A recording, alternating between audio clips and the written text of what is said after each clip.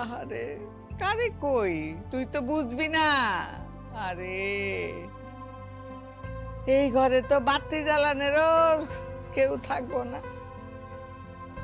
কি করতাম আমি? আমার পোড়া কপাল।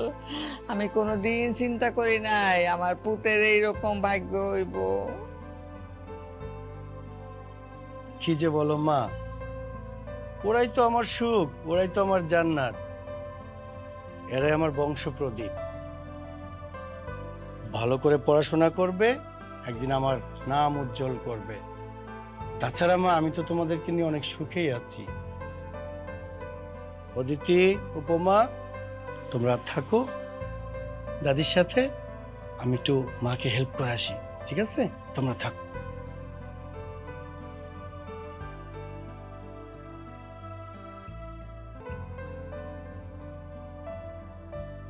পুরি, আরে, তুমি কখন এলে? আমি যখন বাসায় আসি তুমি কি আমাকে দেখো? আমি ঠিকই তোমাকে দেখছি। কি যে বলো না, কাজ করছি কি করে দেখবো বলো? সারাদিন শুধু কাজ কাজ কাজ। শরীরের এই অবস্থা নিয়ে তোমাকে এত কাজ কি করতে বলছে? কি যে বলো না তুমি, এইটুকু কাজ নিজের সংসারের কাছে নিজে করব না? অল্প কাজ, কিন্তু এই অবস্থায় কেউ এত কাজ করে? তোমাকে আমি কতবার বললাম একটা কাজের মেয়ে রেখে দেই, ঘরে তোমাকে সাহায্য করো, কিন্তু আমার কথা শুনতেই চাও না। কাজের মেয়ে কেন লাগবে? আমি এগুলো করে নিতে পারবো, আমার কোনো অসুবিধা হয় না। তোমার এই অবস্থায় এত কাজ করো, যদি কিছু একটা হয়ে যায়? আরে বাবা, আমার কিচ্ছু হবে না, তোমাদের দোয়া আছে না আমার সাথে। তোমাকে একটা কথা বলি, একটা না, তোমার ইচ্ছে হলে অনেক কথা বলতে পারো, বলো। এবার যদি আমার ছেলে বাচ্চা না হয়, তাহলে কি তুমি আমাকে ছেড়ে দেবে?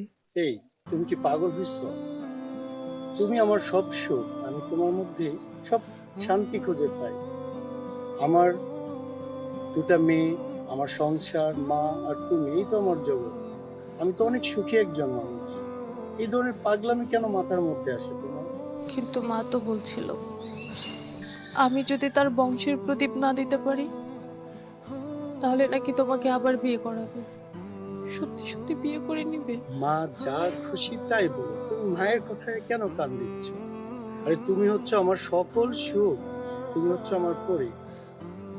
আমি অনেক সুখী আছি পরি, কেন এসব উল্টো পাল্টো কথা মাথায় আনো? তোমাকে কতবার বলেছি এই অবস্থায় এত কাজ করতে নাই। এত কাজ করতে করতে যদি তোমার কিছু একটা হয়ে যায়, আমার কি হবে, বাচ্চাদের কি হবে? আমার বউটাকে দেখে অনেক মায়া লাগতেছে। জানো না, লোকজন দেখবে। আসলেই তো, কেউ কেউ নিজের বউকে এইভাবে বাইরে চড়াই করে। চলো ঘরে নিয়ে যাই।